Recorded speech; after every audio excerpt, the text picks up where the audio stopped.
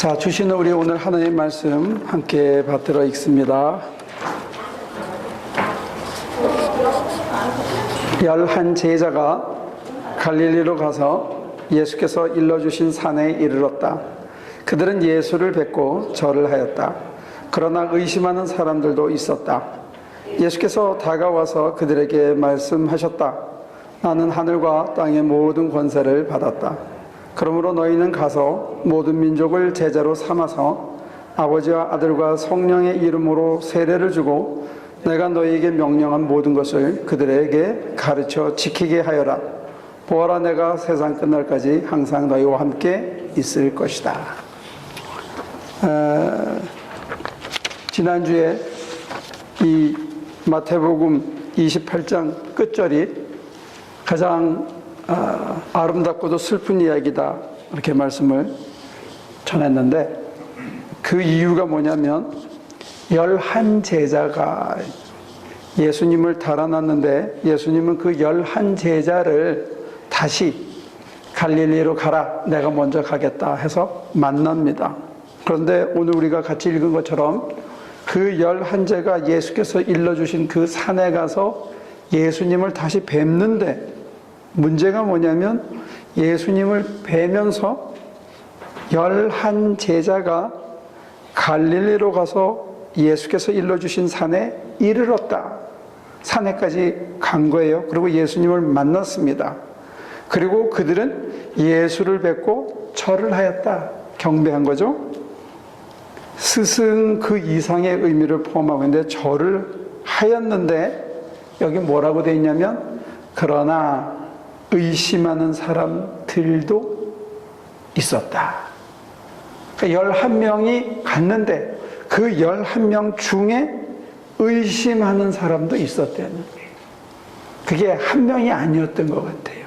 이게 복수니까 복수가 들도 있더라, 이렇게 하는 거죠. 의심하는 자도 섞여 있는 그 11명을 기쁘기도 하고 부끄럽기도 하고 온갖 감정이 뒤섞여 있는 그 제자들에게 예수님이 말씀하시는 겁니다. 내가 하늘과 땅의 모든 권세를 받았다. 그러므로 너희는 가서 모든 민족을 제자로 삼아서 아버지와 아들과 성령의 이름으로 세례를 주고, 우리는 여기까지를 잘 실천했던 것 같아요. 그래서 젊음을 바치고 자기의 모든 것을, 심지어는 아버지가 아이를 낳고는 선교사가 죽으면 그 엄마가 미국에 다시 와서 의사가 돼가지고 다시 가. 그리고 엄마가 죽으면 이 아들이 미국에 와서 공부를 해가지고 다시 목사가 돼가지고 헌신하는, 우리 조선을 위해서 그렇게 사신 분들도 있었어요. 근데 이제 우리도 그걸 보고 배웠기 때문에 아마 전 세계에 가장 많이 선교사를 파송한 나라가 한국이 아마 2번째인 것 같아요. 조금 지나면 미국보다 더 많이 보낼 겁니다. 그리고 조금 더 지나면 중국이 세계 선교에 제일 앞장설 거가 아마 2020년 정도로 보고 있습니다. 조만간 이게 추월될 건데, 어쨌든 우리들은 세상 온 끝까지 가가지고 미 전도 종족에게 복음을 전하고 그들에게 세례를 주고 거기에 교회를 세우는 일에 헌신을 해온 건 사실이에요. 그들의 피와 땀과 눈물이 있었고, 또 우리 하나교회도 15년, 16년 동안 거기에 교육이 있고 예배가 있고 모임이 있으라고 가서 건물도 짓고 여러분과 저도 참 많이 고생을 했습니다. 그런데 오늘 이 본문을 조심해서 꼼꼼히 읽으면 우리도 몇 가지 실수를 했고 우리 신앙의 선배들도 상당히 많은 실수를 한 게 아닌가 하는 그런 반성이 있습니다. 그게 뭐냐면, 첫째가 예수님께서 나는 하늘과 땅의 모든 권세를 받았다, 이렇게 생각했거든요.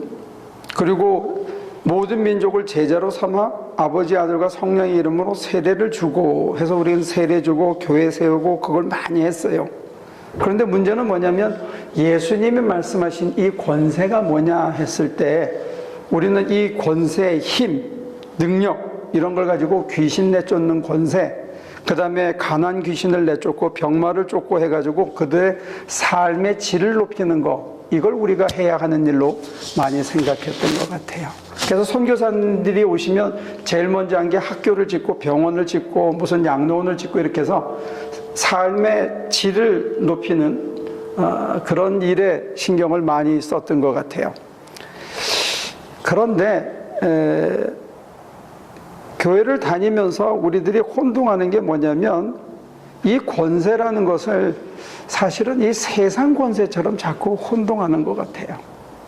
예수님 말씀하신 이 권세하고 세상 권세를 뒤범벅을 시켰는데 세상에서 제일 권세 있는 게 뭐죠? 제일? 돈? 여러분들이 생각할 때는 뭐가 제일 권세가 있습니까?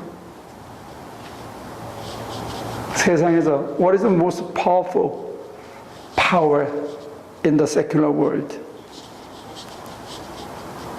How do you think? 뭐가 제일 힘 있는 거예요? 세상에서 제일 힘 있는 거? 돈? 다 돈이에요? 근데 이 아이돌 가수 보니까 노래 잘하고 춤 잘 추고 성형해가지고 얼굴 이쁘니까 돈이 저절로 따라오더라고. 노래 잘하고 춤 잘 추는 것도 이게 힘이 있는 것 같아요. 그리고 좀 남자도 핏하고 초콜릿 근육도 있고 이러면 그것도 은근히 힘이 있어요. 그러니까 잘생긴 거, 잘난 거, 몸매 좋은 거 이런 것도 요즘은 힘이고, 옛날에 저희가 어릴 때는 학교 선생님도 상당히 존경도 받고 힘이 계셨던 것 같아요. 그래서 선생님들이 무슨 시국선언, 또 총장님들이 나와서 뭐라고 한마디 하면 그게 굉장히 설득력 있고 그랬는데 요즘은 그렇지 않은 것 같아요. 돈이 최고가 된 세상이 됐고 뭔가 뜨고 유명한 게 힘을 가지는 그런 세상이 됐는데, 어쩌면 우리 교회도 사람들에게 축복을 얘기하면서, 물질의 축복을 얘기하면서 세상 사람들이 좋아하는 돈, 힘을 가지고 돈으로 뭐든지 해볼 수 있을 것처럼 하기에 돈 있는 사람들이 병에 걸려도 오래 살더라고요. 가난한 사람보다 수명이 더 길이 돼요. 그러니까 돈이 좋기는 참 좋은 모양이에요. 그리고 교회조차도 돈 잘 벌게 해주고 축복받게 해주게 한다 그렇게 했는데, 예수님이 말씀하신 권세는 너희가 크고자 하느냐? 너희가 으뜸이 되고자 하느냐? 너희가 내 옆에 앉아서 힘을 발휘하고 싶어 하느냐? 그러면 뭐 해라? 네? 섬기는 자가 되라. 남의 발을 씻는 자가 기독교에서는 제일 힘 있는 자라는 거예요. 이게 기독교의 출발점 자체가 세상의 질서하고는 잘 안 맞는 것 같아요. 그러니까 예수님이 하늘과 땅의 모든 권세를 받았다. 그럼 우리가 권세 이러면 쉬 하면 쪽가막 나가고, 기도하면 막 물질이 폭포수처럼 쏟아지고, 목사님이 세게 막 기도해주면 모든 문제가 다 해결되고, 이런 걸 권세라고 우리들은 흔히 쉽게 생각하는데, 예수님이 받으셔서 제자들에게 주고 싶었던 권세는 무슨 권세냐? 발 씻어주는 권세예요. 그러니까 여러분과 제가 재수 없는 길에 부름을 받은 거예요. 남 발 씻어주는 게 세상에서 제일 힘이 있다고 가르치시는 분을 뒤따라가는 거, 이게 저와 여러분들의 팔자다 이거예요. 도의가 됩니까? 하고 싶으세요? 이 길을 여전히 가고 싶습니까? 우리 전창훈 권사가 열심히 15년 동안 숨 날라가지고 받은 게 겨우 플래그 하나야. 15년 봉사해가지고 받은 게 그거 하나가 다라고요. 이거 세상 사람들은 별로 좋아하는 권세가 아니에요. 근데 예수님은 이 권세를 받으셨고 이 권세를 주신 거예요. 그러면서 뭐라 그러냐? 내가 너에게 명령한 것을 가르쳐 지키게 하라. 그래서 예수님이 도대체 무슨 명령을 하셨나 하고 마태복음을 쭉 묵상을 해보니까 예수님께서 명령을 꽤 하셨더라고요. 많이는 안 하셨어요. 한 10개, 11개? 마태복음 전체에 그 정도밖에 안 돼요. 참 의외였어요. 뭐 해라 하시는 얘기가 의외로 많지 않았어요. 그 중에 하나가 부자 청년에게 뭐라 그러냐? 내 가진 것을 팔아 가난한 자에게 나눠주고 너는 나를 따라오너라. 명령을 하셨는데 그 제자 될 그 부자 청년이 재산이 많은 거로 슬퍼하며 떠나갔더라. 이렇게 돼 있어요. 예수님의 명령이 그런 거예요. 내 가진 모든 것을 팔아 가난한 자에게 주고 너는 나를 따르라. 이걸 가서 가르쳐 지키게 하는 거, 이게 제자의 길이라는 겁니다.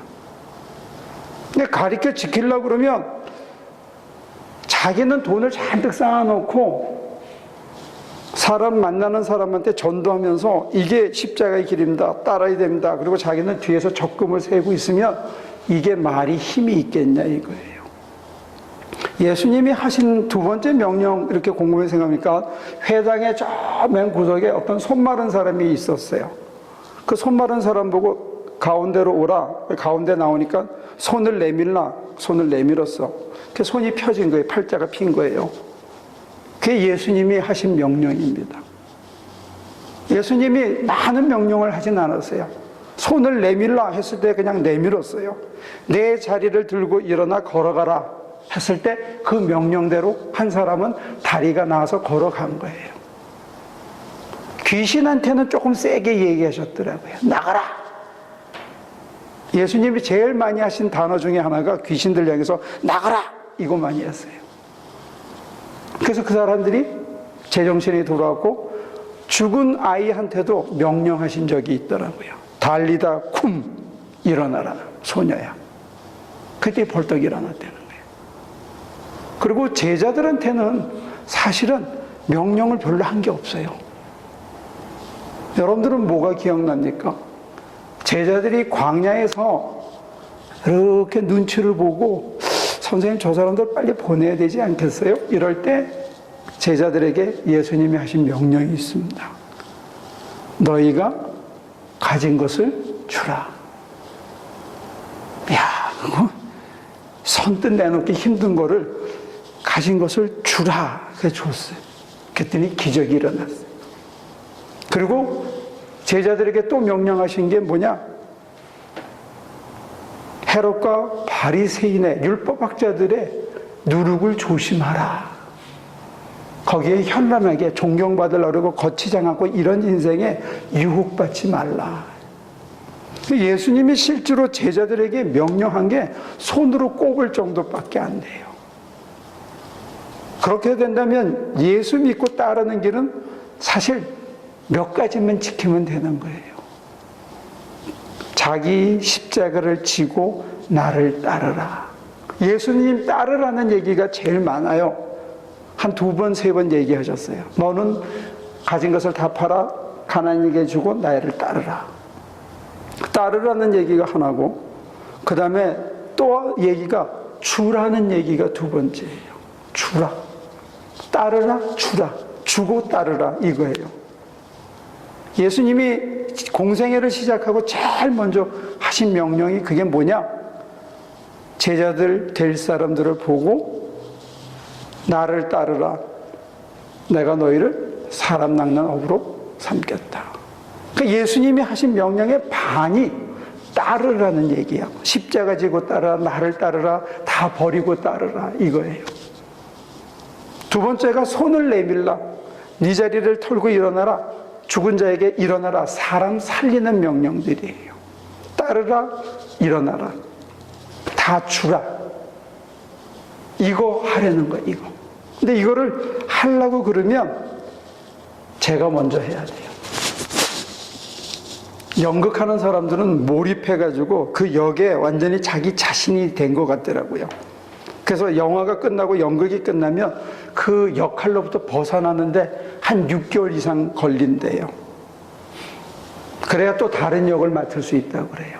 몰입하고 나서. 근데 그래 봐야 그 역할이 어떤 역할이든지 간에 영화 끝나고 6개월이 지나면 제정신으로 돌아오는 거예요. 연극은 그런 거예요. 남에게 보여주기 위해서 어떤 역할을 하는 거는 인간이 개조되는 건 아니에요. 우리는 연극을 보면서 그 사람이라고 착각할 수도 있고 어떤 악역을 맡은 사람을 보면 막 미워할 수도 있지만 그렇다고 그 사람이 그 인물이 된 건 아니에요.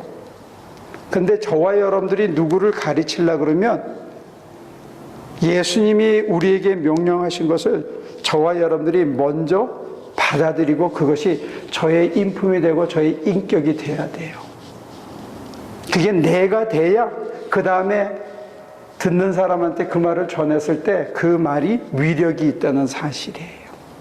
여러분들은 예수님이 따르라, 발을 씻어줘라, 낮아져라 했는데 안 낮아지고 안 씻어주고 누구 사가지고 야, 쟤 씻어줘라.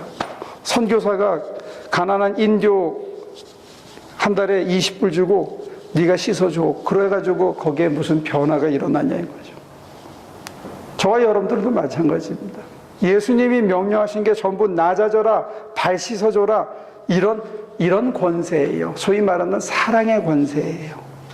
남을 품어주는 권세고 남이 뭐라고 하더라도 그걸 삼키는 권세고 누가 뭐라 그래도 그냥 내 속을 잡아 삼켜서 끝까지 받아주는 이게 힘인데 그 힘을 우리에게 주셨다는 거예요. 근데 이걸 하라 그러는데 내가 돈 주고 남을 사서 그 사람 보게 하고 나는 안 해. 실제로 껍데기만 하고 속에서는 안 해. 그러면 그게 무슨 힘이 있냐 이거죠. 그래서 예수님께서 저와 여러분들에게 왜 이렇게 낮아지는 권세를 주고 발 씻어주는 권세를 주고 그것을 자기만 하는 게 아니라 남에게 가르쳐 지키게 하라고 명령하셨을까? 여기 힌트가 있더라고요. 내가 세상 끝날까지 너희와 함께 있겠다. 뭐 하면? 네? 내가 너에게 명령한 것을 사람들에게 가르쳐 지키게 하면 내가 너희와 세상 끝날까지 있겠다는 거예요. 주님이 여기에 세상 끝날까지 함께 계시게 하려면 저와 여러분들이 뭘 해야 된다고요? 가르쳐 지키게 해야 돼요. 예수님이 명령하신 것을. 근데 가르쳐 지키게 하려고 그러면 저와 여러분들이 그거를 먼저 해야 되더라고요. 내가 안 하면서 하라 그러면 그 사람들 안 하더라고요. 내가 안 하면서 하라 그러면 내 말에 힘이 없더라고요. 처음에 목회할 때요, 참 힘들었어요. 설교는 잘해야 되겠는데 설교하고 나서 사람들이 울고 난 다음에 집에 갈 때 괴로운 거예요. 왜 괴롭냐? 나는 못 살아. 말씀은 전했는데 말씀대로 못 살겠는 거예요. 그게 너무 괴로웠어요. 그래서 정말 설교하는 게 두려웠다고요. 그러니까 설교하고 나서 은혜 받았다는 얘기에 대한 익스펙테이션을 버리든지 아니면 말씀대로 살든지 아니면 제3의 길이 뭐냐? 살아낸 얘기만 하든지. 그래서 설교 잘하겠다는 욕심도 버리고 설교를 그걸 악착같이 살아내려고 발버둥 치는 것도 내려놓고 그저 은총으로 늘 부족한 대로 끌려가듯이 한 걸음 한 걸음 가기를 받아들이기까지 목사 한 수를 받고도 10여 년, 20년 이상 참 힘들었던 것 같아요. 그런데 어느 날부터 배짱이 커졌는지 마음이 편해지기 시작했는데 그게 뭐냐면 하나님께서 잔잔한 행복감을 주신 거예요. 잔잔한 행복감. 아직도 여전히 부족한 것이 남아있고 인격적으로는 모든 면에 다 부족한 것 투성인데 요 며칠 전에 후배 목사를 만났는데 뭐라고 이제 아침에 만나고 이렇게 헤어졌어요. 그래 잘 가라. 그러고 왔는데 오후쯤 돼서 전화가 왔어요. 전화가 와가지고 뭐라 그러냐면 정중하게 선배님 왜? 그랬더니 아까 제가 만났을 때 너무 당돌하게 얘기해서 죄송합니다. 그러더라고요. 아니 난 몰랐는데 사람이 좀 이렇게 둔해지니까 한 가지 좋은 건 있더라고요. 그 사람이 뭘 잘못했는지 나는 솔직히 그 전화 받기 전까지는 잘 몰랐어요. 그러니까 제가 편하잖아요. 본인은 힘들었겠지만 저는 편했어. 난 몰랐으니까 그냥 그런가 보다 했더라고요. 그러면서 무슨 얘기를 하냐? 자기 마음속에 그 사람에 대한 앵거가 아직 남아가지고 그 사람 얘기할 때 자기도 모르게 발끈했었다는 거예요. 그래? 힘들었겠네. 그래? 난 괜찮으니까 신경 쓰지 마라. 그러니까 제가 오히려 조금씩 편해지기 시작한다는 거예요.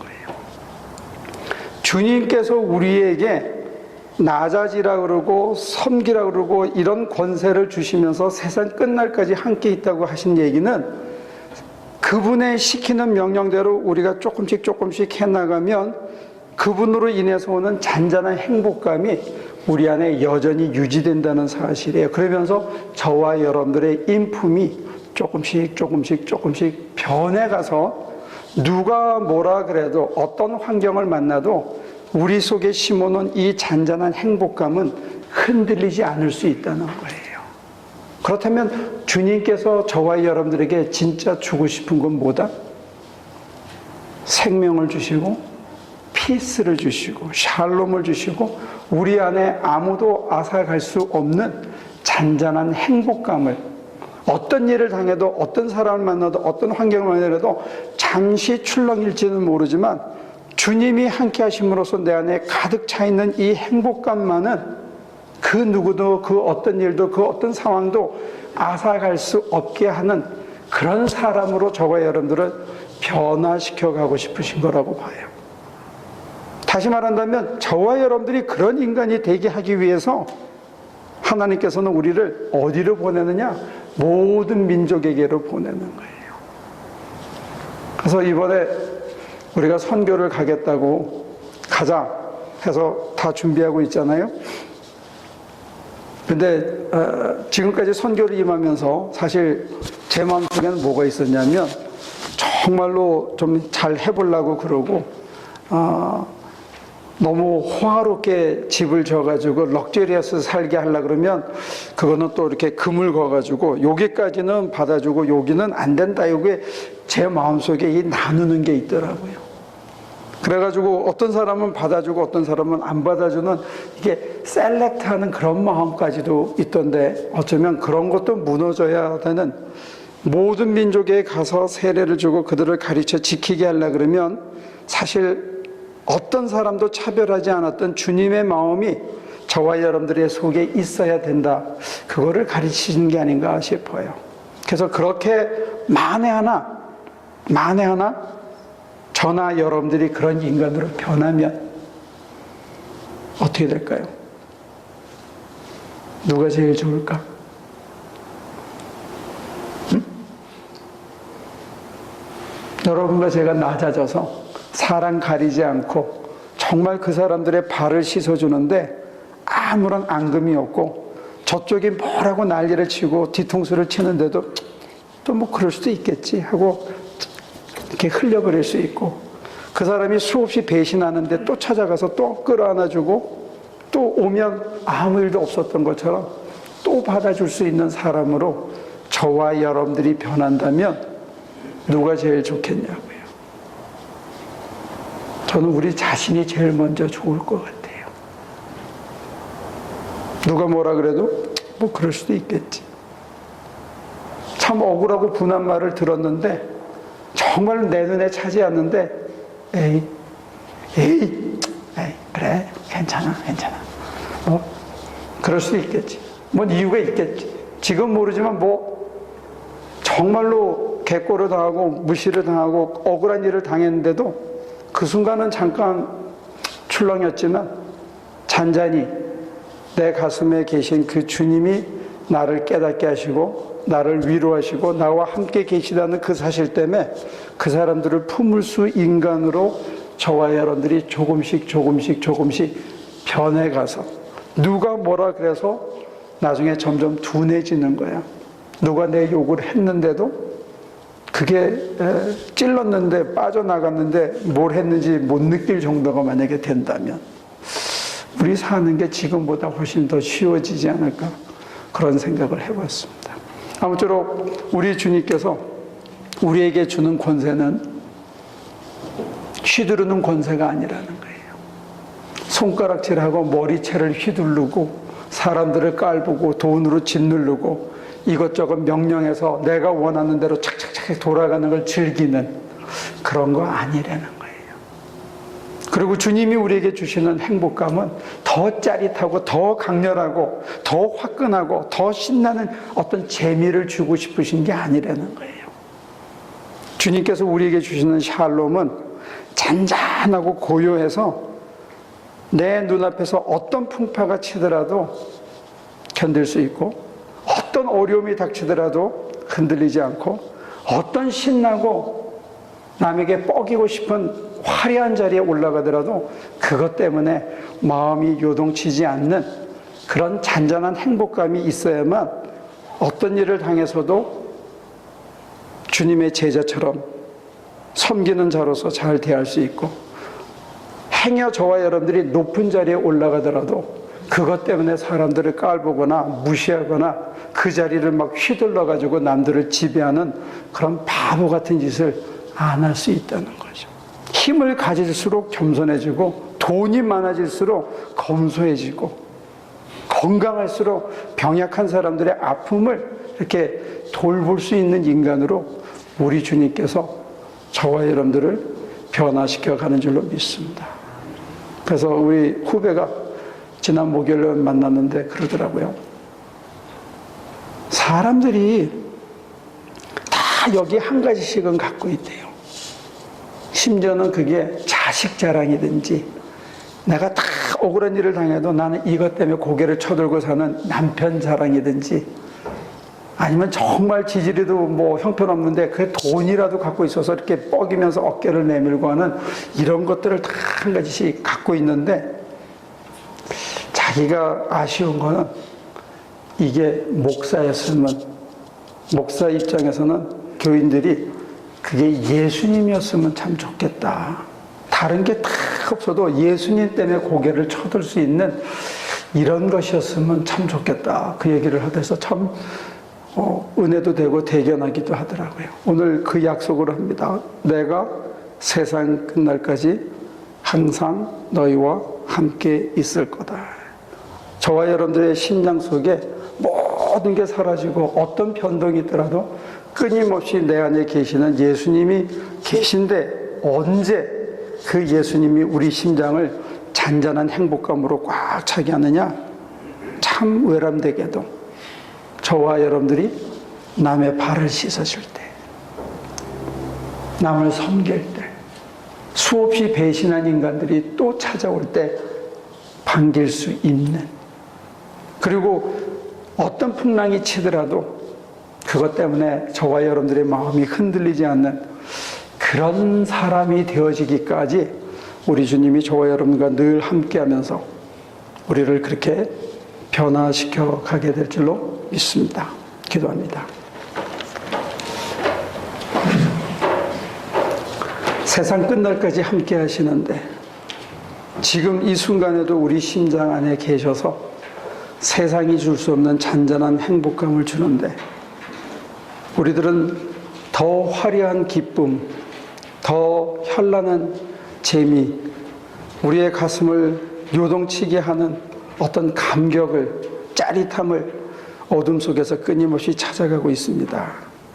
돈이 주는 그 힘을, 그 안정감을 주님보다 더 찾아가는 연약한 저희들임을 고백합니다. 이 시간 주님께서 세상 끝날까지 함께 계시겠다고 약속하시고 그 길을 일러주셨사오니 나 하나에 머물지 않고 우리 하나 식구들이 이제 세상 끝까지 찾아가서 정말로 우리 가슴 속에, 우리 뼈 속에, 우리 살 속에 심어놓은 그 생명의 말씀대로 그 명령을 우리도 증거하는 사람들이 될 수 있게 하여 주옵소서.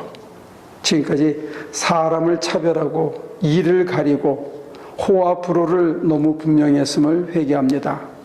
더 좋은 것, 더 화려한 것, 더 깊은 것, 더 신나는 것 찾아가고 더 힘들고 더 괴롭고 더 아픈 거는 회피하려고 했던 저입니다. 그 모든 것들을 통해서 우리를 신성의 충만하심으로 다듬어가고 하나님의 아들을 닮아가게 하고 주님 하시던 일을 이어가게 하려고 우리에게 그 모든 것들을 허락하셨음을 이 시간 겸허히 받아들이게 하여 주옵소서. 기쁠 때나 슬플 때나 괴로울 때나 즐거울 때나 신날 때나 벅찰 때나 또 어렵고 아프고 외로울 때나 한결같이 우리 심장에 살아계신 주님과 더불어 잔잔한 평화를 맛보고 고요한 행복감을 누리고 사는 저희들이 될 수 있도록 인도하여 주옵소서. 예수님의 이름으로 기도합니다. 아무도 앗아갈 수 없는 잔잔한 평화를, 그 행복감을 우리에게 주셔서 십자가를 져도 견딜 수 있고 화려하고 높은 자리에 올라가도 주님에게 우리의 마음을 다 드린 것을 흔들리지 않고 하나님을 바라보는 우리의 눈길이 흔들리지 않게 지켜주신 우리 주님, 세상 사람들은 더 화려한 것, 더 짜릿한 것, 더 크고 넘치는 것에 마음을 팔고 다람쥐 쳇바퀴 돌듯이 그것을 잡을 수 없는 그것을 잡으려고 인생을 소진하는데, 오늘 이 자리에 모인 저희들에게 참된 행복이 무엇인지, 남을 위해서 헌신하고 발을 씻겨주는 것이 우리의 인품을 새롭게 할 뿐만이 아니라 그 속에 영원히 살아계신 주님으로 인해서 오는 평강을 심어주기 위함이라 하셨습니다. 하나님, 이 시간 우리가 그것을 받기에는 너무나 부족하고 너무나 무족하고 수없이 넘어지지만, 그래도 우리를 향해서 한 번도 실망하지 않고 우리를 끝까지 포기하지 않고 붙들어 주시는 그 사랑에 붙들리기 원합니다. 우리도 이제 그 힘에 붙들려서 우리를 아프게 했던 사람들을 품어줄 수 있게 하여 주시옵소서. 우리를 등 돌리고 우리에게 비방했던 사람들을 눈 감아주고 끌어안을 수 있는 힘을 더하여 주시옵소서. 우리를 스스로 나자기 해서 무릎 꿇고 남의 발을 씻어줘도, 똥기저귀를 갈아주고 고름을 닦아내고 피를 씻어줘도 그것이 우리 마음에 베끼지 않을 수 있도록 도와주시옵소서. 우리의 손길을 통해, 우리의 중심을 통해서 하나님의 생명의 말씀이, 참 생명의 권세와 능력이 그들 속에 증거될 수 있도록 우리를 당신의 선하신 도구로 사용하여 주옵소서. 지극히 부족하고 지극히 모자람을 다시 한번 고백합니다. 이 모습 이대로 바치오니 주님의 계획이 우리 속에 신성의 충만함으로 충만케 하시기 위함이라 하셨사오니, 그저 다 내어드리니 충만케 하시고 그저 다 내어드리니 충만해진 저희들을 하나님의 선하신 뜻을 이루기 위해서 사용하는 선한 도구 되게 하여 주시옵소서. 이제는 우리 주 예수 그리스도의 은혜와 아버지 하나님의 크신 사랑과 성령의 힘주심이, 하나님의 충만하심으로 잔잔한 행복감을 가슴에 안고 세상 끝까지 나아가게 될 하나님의 모든 식구들 삶 속에 지금부터 영원까지 함께 하시기를 예수 그리스도의 이름으로 간절히 축원하옵나이다.